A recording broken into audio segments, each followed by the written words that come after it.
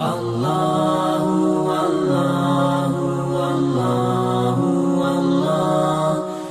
اللہ والصلاة والسلام علی رسول اللہ اما بعد۔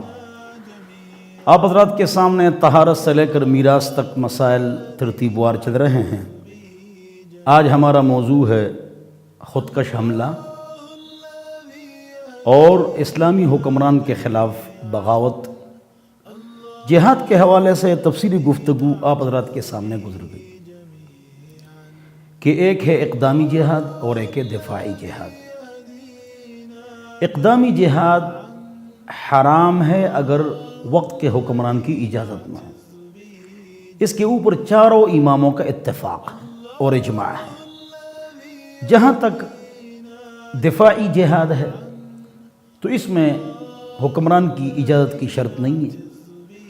اگر ہندو لاہور پر 1965 کی طرح حملہ کرے، حکمران کو پتہ نہ ہو یا سو رہا ہو یا افراد غیر حاضر ہوں تو عوام الناس سارے اٹھ جائیں گے اور 1965 کی طرح اپنے ساتھ بموں کو باندھ کر ٹینکوں کے نیچے ہم گر جائیں گے، اور ظالم، جارح، کافر، ہندو، ان کا حملہ سرزمین پاکستان یا کوئی بھی اسلامی سلطنت ان کا حملہ پسپا کریں گے اور ان کو جواب دیں گے۔ اس پر اجماع ہے، اس میں حکمران کی شرط نہیں ہے۔ چنانچہ انہوں نے اعلانات کیے کہ ہم ناشتہ اور کھانا فلانی جگہ کھائیں گے، اور زور و شور سے انہوں نے حملہ کیا، لیکن عوام نے وہ جواب دیا کہ پوری دنیا انگشت بدندان رہی اور حیران ہو گئی۔ اللہ اکبر۔ تو ایک اقدامی جہاد، ایک دفاعی، اس کی بات تفصیل سے گزر چکی ہے۔ جہاں تک خودکش حملہ ہے تو اس پر عجیب طریقے سے میں گفتگو کرتا ہوں، آپ حیران ہوں گے۔ چاہے یہود و نصارہ ہیں، چاہے کافر ہیں، اللہ کو مانتے نہیں، چاہے مسلمان ہیں، سب کا اجماع ہے کہ خودکش حملہ حرام ہے۔ اور چاہے یہود و نصارہ ہیں، چاہے وہ ممالک جو اللہ کو نہیں مانتے ہیں، رشیا اور چائنا، اور چاہے مسلمان، سب کا اتفاق ہے کہ فدائی حملہ جائز ہے۔ عجیب انداز ہے۔ اس کی مثال آپ سمجھیں۔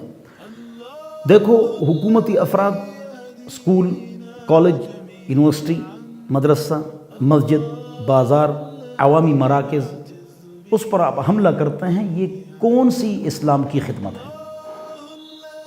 تو اس پر کافر اور مسلمان سب کا اتفاق ہے کہ یہ حرام ہے، ناجائز ہے۔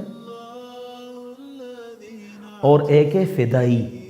فدائی اس کو کہتے ہیں کہ حملہ ہو گیا ہمارے ملک پر، تو ہم سب اگر اپنے ساتھ بموں کو باندھ لیں اور ظالم، جارح، کوئی بھی کافر یا ہندو ان کے ٹینکوں کے نیچے ہم پڑ جائیں تو ہم نے گویا کہ اپنے ملک پر اپنے آپ کو فدا کر دیا، تو یہ جائز ہے۔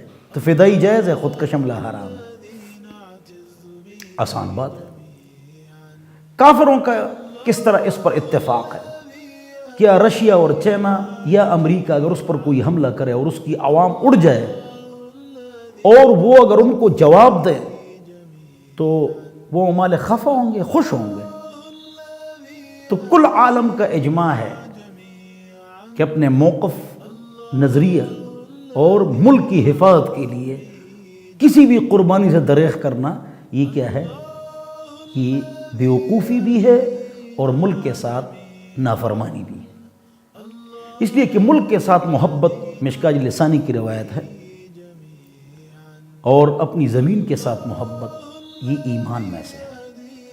لہٰذا میں آپ حضرات کے سامنے عرض کر رہا تھا کہ عوام کو نقصان پہنچانا وہ غلط ہے، اور جن کے ساتھ آپ لڑ رہے ہیں، حربی، کافر، ہندو، ہمارے ملک کا دشمن، اس کے ساتھ آپ لڑ رہے ہیں، وہاں پر حضور اکرم صلی اللہ علیہ وسلم کا کیا دستور رہا ہے؟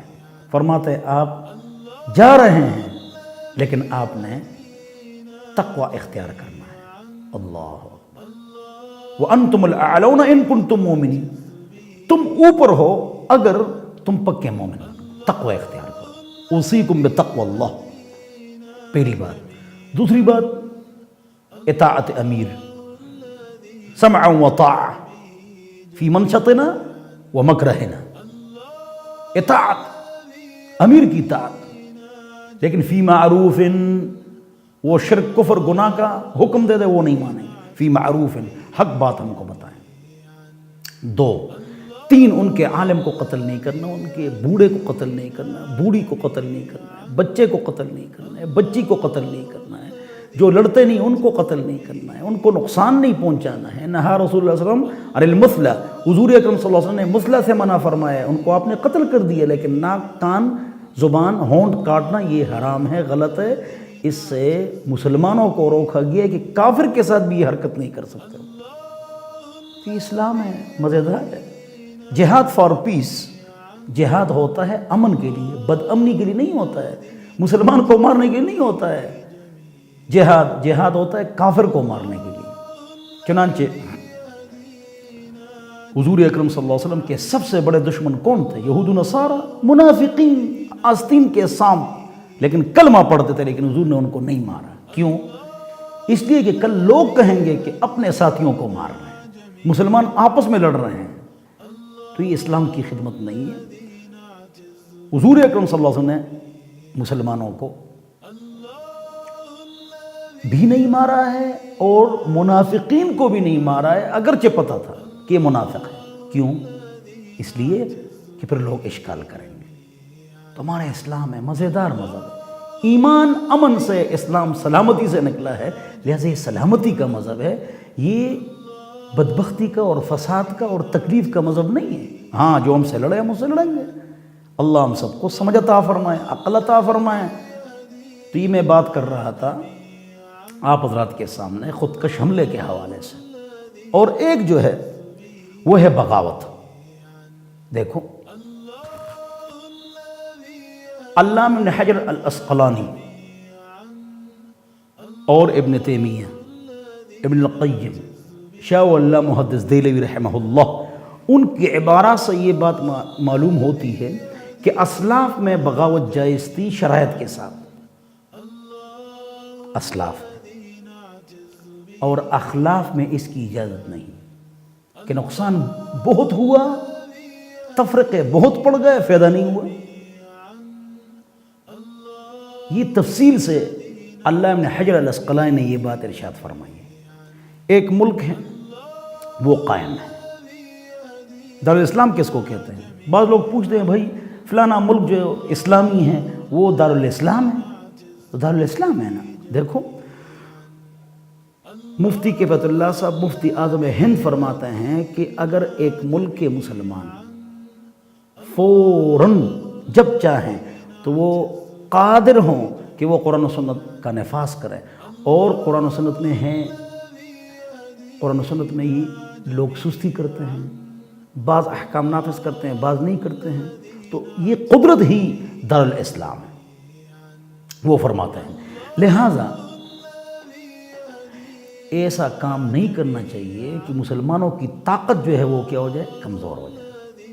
اس لیے جامع الصغیر میں یہ حدیث موجود ہے، اگر آپ نے حکمران کو بات بتانی ہے تو اس کا ہاتھ پکڑ کے اکیلے اس کو سمجھاؤ کہ اللہ سے ڈرو، یہ اور یہ کام کرو، یہ اور یہ کام نہ کرو، اس کے خلاف غیبت چغلیاں مت کرو، فائدہ کچھ نہیں ہوتا۔ اس لیے ایک ملک قائم ہے اور کچھ لوگ کھڑے ہو جائیں کہ ہم نے اسلام آباد کی کرسی پر قبضہ کرنا ہے، یا ہم نے ریڈ زون میں داخل ہونا ہے، یا ہم آئندہ بل نہیں دیں گے، یا بل کو ہم پھاڑ دیں، یا چنگی ہم نہیں دیں گے، تو یہ بغاوت بھی ہے اور یہ بہت بڑا نقصان ہے۔ اس کو خروج بھی بولتے ہیں اور یہ منع ہے۔ خوارج کی بہت ساری اقسام ہیں۔ ایک یہ قسم بھی خوارج کی ہے کہ ایک حکومت قائم ہے پرامن، غلطیاں ہر جگہ ہوتی ہے، اور کوئی اس کو متزلزل کرنے کے لیے کھڑا ہوتا ہے، یہ بھی خروج ہے۔